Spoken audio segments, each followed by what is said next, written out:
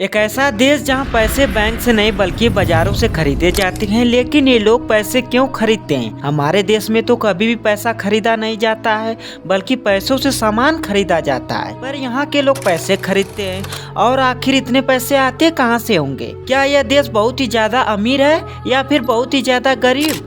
इस महान अनोखे देश का नाम क्या है? इस महान अनोखे देश का नाम है सोमालीलैंड, जहां बाजारों में साग सब्जियों की जगह पैसे रद्दी की तरह पड़े रहते हैं। ऐसे मत समझना कि ये पैसे नकली हैं, ये पैसे पूरी तरह से असली हैं। ऐसा नहीं है कि यहाँ के लोग पैसे के लोभी नहीं हैं। इसके पीछे एक वजह है जिसे जानने के लिए हमें कुछ साल पीछे जाना होगा। लगभग 35 साल पीछे, जब नॉर्थ अफ्रीका में अदन खाड़ी के पास मौजूद सोमालीलैंड गृह युद्ध के बाद सोमालिया से अलग हो गया। यहाँ के लोग इसे अपना एक अलग देश मान लिए, लेकिन इंटरनेशनल स्तर पर इसे एक देश की मान्यता नहीं मिली। यहाँ 40 लाख की आबादी अपने आप को सबसे स्वतंत्र और निडर मानती है। हालांकि इन लोगों की आर्थिक स्थिति बहुत ही ज्यादा खराब है।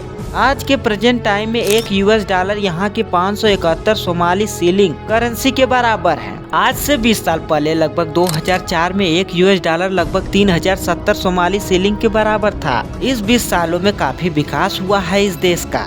अगर हम इंडियन रुपीज की तुलना करें सोमालीलैंड की करेंसी से, तो हमें पता चलता है कि आज से 20 साल पहले 2004 में भारत का 1 रुपया सोमालीलैंड में 70 सोमाली सीलिंग के बराबर था। लेकिन करेंट टाइम में अब सोमालीलैंड की करेंसी की वैल्यू काफी बढ़ चुकी है और लगातार बढ़ती ही जा रही है। इस समय 1 रुपये सोमालीलैंड में मात्र 6.84 सोमाली सीलिंग के बराबर है। यहाँ भी 500 और 1000 की नोटें चलती हैं। यहाँ महंगाई अपनी चरम सीमा पर है, जिसका आप अंदाजा इस बात से लगा सकते हैं कि यहाँ किसी को अगर एक सिगरेट चाहिए हो तो उसे पूरे 500 के नोट देने होंगे। थैला भर सब्जी खरीदने के लिए तो आपको एक बैग भरकर पैसे ले जाने होंगे। यही वजह है कि लोग ठेला गाड़ी पर पैसे लेकर घूमते रहते हैं। अगर किसी को कीमती गाना खरीदना पड़ जाता है तो समझो वह कैश देकर कभी नहीं खरीद पाएगा। उसे ऑनलाइन डिजिटल पेमेंट का सहारा लेना पड़ेगा, क्योंकि यहाँ ऑनलाइन पेमेंट की सुविधा हर जगह मौजूद है। यहाँ के लोग ज्यादातर कैशलेस पेमेंट का ही इस्तेमाल करते हैं। यही वजह है कि नोटों की गड्डियाँ वैसे ही पड़ी रहती हैं।